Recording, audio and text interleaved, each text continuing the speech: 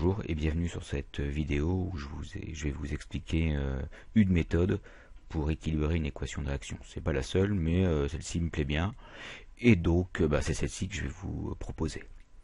Donc on va partir sur quelques exemples pour voir un petit peu ça. D'abord un exemple assez simple. L'exemple numéro 1, c'est la combustion du méthane.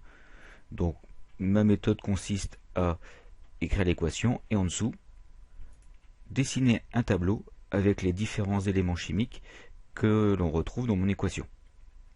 Donc CH4, j'ai du carbone, j'ai du H, donc ici, O2, j'ai l'oxygène, CO2, bon, carbone, oxygène déjà fait, hydrogène déjà fait, oxygène déjà fait.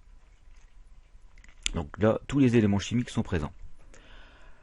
Et je vais équilibrer, enfin je vais compter, pardon, combien il y a d'éléments de chaque dans mes cases, et si c'est pas le cas, je vais modifier le nombre de molécules qu'il y a dans mon équation. Donc, je peux pas en retirer. Ici, les espèces sont imposées par ma réaction chimique. La combustion du méthane, j'ai besoin de méthane, j'ai besoin de dioxygène, et ça va forcément former du CO2 et de H2O. Donc je peux pas en retirer, ça aurait aucun sens. Par contre, je peux en ajouter. D'accord, c'est comme quand on fait la cuisine, on a une recette de cuisine, si on se rend compte qu'on n'a pas sorti suffisamment d'œufs pour faire son gâteau, qu'est-ce qu'on fait? On va en chercher des supplémentaires dans le frigo. Là, c'est exactement ce que je me propose de faire. Alors, on va commencer pour que ce soit un petit peu plus clair. Donc, je commence par le carbone. Après, on verra pourquoi j'ai choisi cet ordre-là. Donc, carbone, première molécule, j'ai un carbone. Donc, je mets 1 dans ma case. En dessous, enfin à côté, pardon, O2, j'ai aucun carbone, 0. Je continue CO2, 1 carbone, et ensuite H2O, 0. Et après, je regarde si entre ce qui a été comptabilisé à gauche, ce qui a été comptabilisé à droite, j'ai bien la même chose. 1 et 0, ça fait 1, donc 1 au total à gauche, 1 et 0 à droite, ça fait 1 aussi au total, c'est équilibré. Et je continue comme ça jusqu'à temps que tout soit fini. H, deuxième ligne, CH4, j'ai 4H. O2, j'en ai 0. CO2, j'en ai 0 aussi. H2O, pam, j'en ai 2. Et là, je me rends compte que j'ai pas suffisamment d'hydrogène à droite pour avoir la même chose qu'à gauche. Et donc là, c'est comme pour ma recette de cuisine, je vais rajouter des éléments, donc des œufs. Alors, comme c'est H2O joue le rôle d'œuf, il faut que j'aille chercher un œuf, 2 œufs, 3 œufs supplémentaires dans mon frigo. Ici j'ai H2O, donc je vais rajouter une deuxième molécule d'H2O, un deuxième œuf. Ce qui fait que j'ai rajouté 2 hydrogènes supplémentaires. Donc j'ai multiplié par 2 les quantités. Donc ici, au niveau de mon équation, je me retrouve avec une quantité de 2. Et donc 2 fois 2, 4. J'ai bien 4 et 4 hydrogènes de chaque côté. L'équation est équilibrée. Dernier élément, l'oxygène. Donc CH4, j'en ai 0. O2, j'en ai 2. CO2, j'en ai 2. H2O, alors là, il faut se méfier. J'en ai 1 dans H2O, mais j'en ai pris 2. Donc forcément, je vais m'en retrouver avec 4. Donc 2 fois 2, 4. Et donc, si je compte 2 et 4, ça m'en fait 6 à droite, alors qu'à gauche, j'en ai que 2. Pas assez. Donc pareil, je vais chercher dans mon frigo et je vais rajouter l'élément. Donc, au 2, je me rends compte que ici, si j'en ai 2, il va falloir en rajouter 1, ça fera 4, ça ne marchera pas. Si j'en rajoute encore 1, 3, ça m'en fera 6. J'aurai exactement la même chose. Et je vais modifier le coefficient. Et donc on se rend bien compte qu'en fait, ma méthode repose sur le fait de multiplier les molécules, ou ici les éléments, et donc à la fin les molécules, pour avoir exactement la même chose de chaque côté. Et ainsi, rien ne se perd, rien ne se crée, tout se transforme, tout est respecté. Donc c'est assez facile. Après, avec l'habitude, on n'est même pas obligé de faire le tableau, mais dans un premier temps, c'est ce que je vous propose de faire. Avant de passer au deuxième exemple, je l'ai dit au début, on va mettre les éléments. et je vous ai pas expliqué s'il y avait un ordre particulier. Alors, dans l'absolu, non, on peut le faire dans l'ordre que l'on veut. Après, si on veut faciliter la chose, il y a une petite astuce. Je vais regarder dans mes différentes molécules de ma réaction lesquelles sont simples, c'est-à-dire lesquelles ne sont constituées que d'un seul atome. Par exemple, CH4 constitué de 2 atomes, c'est pas une molécule simple. O2, 2 fois l'oxygène, c'est une molécule simple. CO2, GC et O, c'est pas une molécule simple. H2O, H et O, c'est pas une molécule simple. Et du coup, cette molécule simple, je vais prendre l'élément chimique qui la compose et hop, je le mets à la fin. Alors, pourquoi? Parce que si cet élément n'était pas un élément simple, si je modifie cette ligne, donc si admettons, voilà, c'était CO2 ici. Donc si je me rends compte que je dois modifier le coefficient de la molécule pour équilibrer le O2, et en même temps je vais modifier le coefficient pour C. Et donc ma première ligne ne serait plus équilibrée et je serais obligé de recommencer de première, deuxième ligne, troisième ligne. Alors que ici, si je me garde pour la fin l'élément qui se trouve dans une molécule simple, si je modifie le nombre de molécules ici, je ne vais pas modifier les autres éléments. Et donc je ne suis pas obligé de revenir sur mon tableau. Donc c'est une astuce qui vaut ce qu'elle vaut, mais moi je l'apprécie quand même pas mal. Alors on va l'appliquer dans un autre exemple, puis encore un autre exemple, histoire de balayer tout ce qui peut se faire, ainsi que le niveau de difficulté. Donc là j'augmente le niveau de difficulté, propane, donc c'est toujours une combustion. C3H8, donc c'est la formule du propane, il me faut du dioxygène, et ça va fabriquer du dioxyde de carbone et de l'eau, et je vais compter les éléments. Donc je reprends le même tableau, étant donné que l'oxygène, enfin le dioxygène molécule simple, j'ai mis l'élément oxygène à la fin. Puis après entre C et H, on fait ce qu'on veut. Voilà, moi j'ai choisi ça, vous pouvez choisir autre chose. Et je vais faire le compte. Donc C, 3 carbones. En O2, j'ai 0 carbone, CO2, 1 carbone, et H2O, je l'avais mis, 0 carbone. Et là, pareil, à droite 1, à gauche 3, c'est pas du tout équilibré. Ici, il va falloir que je rajoute des molécules. Une, ça me rajoute un C, ça va pas. 2, ça va me rajouter un troisième C. Du coup, au final, j'aurais multiplié par 3 mon nombre de molécules. Et ainsi, 3 carbones, 3 carbones. Vous voyez, après, je ne mettrai plus les atomes. Je dirais, voilà, il faut que je multiplie par autant pour que ça marche. H maintenant, ici j'en ai 8. Ici j'en ai 0. Ici j'en ai 0. Et H2O, j'en ai 2. Bon, là on voit bien, j'ai 4 d'un côté, 2 de l'autre. C'est pas équilibré. Il va falloir que, si je suis ma méthode, multiplier par 4 pour avoir exactement la même chose. Donc je rajoute 3 autres molécules. Et au final, ici, j'ai rajouté un 4. Voilà, c'est assez simple au final. Je continue. O, lui, il n'y en a pas. O2, il y en a 2. CO2, il y en a 2, mais il faut faire attention qu'on a multiplié par 3. C'est-à-dire qu'on a pris 3 molécules. Donc a priori, 3 fois 2, 6.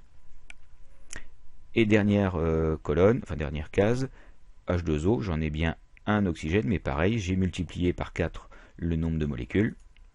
Donc 4 fois 1, 4. Maintenant, je fais les totaux. À gauche, à droite, 6 et 4, 10. De l'autre côté, j'en ai que 2. J'ai 2, 10. Il va falloir que je multiplie par 5 mon nombre de molécules. Et donc ici, je vais en rajouter 4 et mettre mon coefficient 5. Mon équation est a priori équilibrée. J'ai autant de carbone, autant d'hydrogène, autant d'oxygène de part et d'autre. Voilà, j'ai un petit peu plus d'éléments, mais c'est pas plus compliqué si on suit cette méthode. Avant-dernier exemple où là je complexifie un petit peu les choses et je vais vous montrer une nouvelle astuce. Donc je m'embête pas, toujours une combustion, le butane, CH4, C4H10, j'ai besoin de dioxygène pour que ça brûle, et pareil, ça forme du CO2 et de l'H2O. Et je compte. carbone. Ici, j'en ai 4. O2 carbone, j'en ai 0. CO2 carbone, j'en ai 1. H2O carbone, j'en ai 0. 4 d'un côté, 1 de l'autre. Bon, ben, il va falloir que je multiplie ici par 4 les quantités. Donc je multiplie par 4, et ici, je multiplie par 4. Ligne du carbone effectuée. Hydrogène maintenant. Ici, j'en ai 10. O2, 0. 4CO2, ben, j'en ai 0 aussi. H2O, ben, j'ai 2H. Là, même combat. C'est pas équilibré. J'en ai 10 d'un côté, 2 de l'autre. Par combien je dois multiplier 2 pour avoir 10? Programme CM1 que je suis en train de réviser. Et bien, fois 5. Et donc ici, je vais devoir rajouter 5 molécules d'H2O. Ligne DH équilibrée. Je continue avec O. C4H10, ben, j'ai 0 O. O2, j'en ai 2. 4 CO2, donc dans CO2 j'en ai 2, mais j'ai pris 4 fois la molécule, donc a priori 4 fois 2, ça m'en fait 8. Et dans 5H2O, là pareil, dans H2O j'en ai 1, mais j'en ai pris 5. Donc 5 fois 1, 5. Et je fais le total. Donc 8 et 5, ça m'en fait 13. De l'autre côté, j'en ai que 2. Et là, mon astuce, c'est de faire comme tout à l'heure. Par combien je dois multiplier, ici, pour avoir exactement la quantité qui est de l'autre côté. Donc 8 et 5, j'ai dit 13, fois 2. Enfin, pardon, ici, il m'en faut 2. Donc 2 fois quelque chose égale 13. Bon, bah, a priori, 13 demi. Ou 6 et demi, mais vous allez voir que moi, je préfère le mettre en fraction. Et donc ici, mon 13 demi. Et là, maintenant, j'attends tout le monde qui hurle. Oui, mais 13 demi-molécules, c'est pas possible. Si dans une recette de cuisine, on me demande de prendre un demi-œuf, je vais être très embêté. Et donc là, si d'un point de vue mathématique, tout est équilibré, j'ai bien la même chose à gauche et à droite, d'un point de vue chimique, je suis un petit peu embêté sur les angles. Et c'est là où je vous propose une astuce assez simple. Et bien si je ne peux pas prendre 13 demi d'œuf ou de O2, ben je vais en prendre le double. Si je double toutes les quantités, si je multiplie par 2 toutes les quantités qu'il y a ici, a priori, ça ne changera absolument rien par rapport au fait que ce soit équilibré. Si sur une balance qui est équilibrée, vous rajoutez de part et d'autre la même chose, la balance sera toujours équilibrée. Et donc voilà, j'ai une fraction en demi, c'est pour ça que j'ai gardé la fraction en demi ici qui m'embête, et ben je vais multiplier par le nombre qui me permet de me débarrasser de cette fraction. Et si j'avais eu une fraction en 4, 13 quarts, j'aurais multiplié par 4. Si j'avais eu 13 cinquièmes, j'aurais multiplié par 5. Et donc j'ai plus qu'à multiplier par 2 tous les coefficients. Donc 2 C4H10, 13 O2, 8 CO2, 10 H2O. D'accord, je n'ai pas dû me tromper. Ici par 2, 13 demi 13, 2 x 4, 8, 2 x 5, 10. Et maintenant pour les plus sceptiques, on va vérifier. Si je multiplie ici par 2, ça fait 8, donc 0. Ici, si je multiplie encore par 2, ça fait 8. Bon, ça fait 0. Ici, si je multiplie par 2, ça fait 20. Ici, 0. 2 fois 0. Ici, j'avais 10, donc je multiplie par 2, ça fait 20. 20 et 20. 8 et 8. Et ici, par 0, ça fait 0. 2 fois 13 demi, ça faisait 13. Fois 2, 26. 4 fois 2, 8. Fois 2, 16. 5 fois 2, 10. 10 et 16, 26. Et de l'autre côté, j'ai 26. Le compte est bon. Voilà pour la partie difficile. Bon, ça arrive de temps en temps, c'est pas tout le temps, hein, heureusement pour nous, hein, et surtout pour vous d'ailleurs, mais ça peut arriver. Donc, on respecte la méthode, on multiplie pour équilibrer, et à la fin on se pose la question, est-ce que la quantité que j'ai est physiquement possible, c'est-à-dire est-ce que j'ai une fraction ou est-ce que j'ai pas de fraction. Si j'ai une fraction, on applique cette méthode et tout va bien dans le meilleur des mondes. Et j'ai un dernier exemple à vous donner, c'est encore un cas particulier. Réaction entre des métaux, ce qu'on appelle l'arbre de Diane. Si vous êtes curieux, vous pouvez aller voir sur internet. C'est la réaction entre du cuivre métallique et des ions argent, je suis un peu dyslexique, Ag+. Et ça va former des ions Cu2+, et du métal argent. Et je vais appliquer ma méthode. Donc, je vais mettre ici les éléments que je retrouve, Cu, Cu2+, c'est du Cu, Ag+, Ag, c'est de l'Ag, et je me garde une petite case supplémentaire à cause d'un petit truc. Donc, on fait les comptes. Cu, dans Cu, j'en ai 1. Dans Ag+, j'en ai 0. Dans Cu2+, j'en ai 1. Dans Ag, j'en ai 0. Donc 1 et 1 en Cu, c'est équilibré. Maintenant, l'élément argent. Dans Cu, j'en ai 0.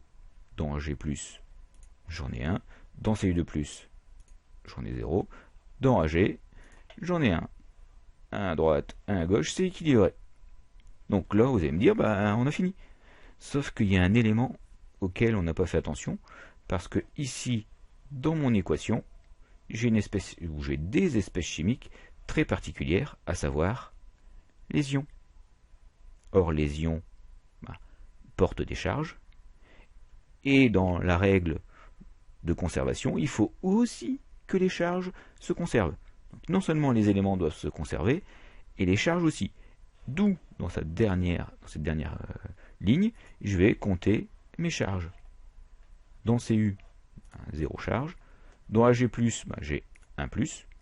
Dans Cu2+, 2 plus. Et dans Ag, 0. Et si je regarde cette dernière ligne, je vois bien que elle n'est pas équilibrée. J'ai 2 plus ici, j'en ai qu'un. Je vais devoir multiplier ici par 2. Et donc si je multiplie ici par 2, je dois multiplier ici par 2. Et du coup, cette case-là va changer. Et je vais être obligé de tout recommencer. Donc c'est ce que je vous disais au début, il faut bien faire attention dans l'ordre des éléments, pour ne pas être embêté. Ici les charges, je n'ai pas le choix, il faut que je le fasse à la fin.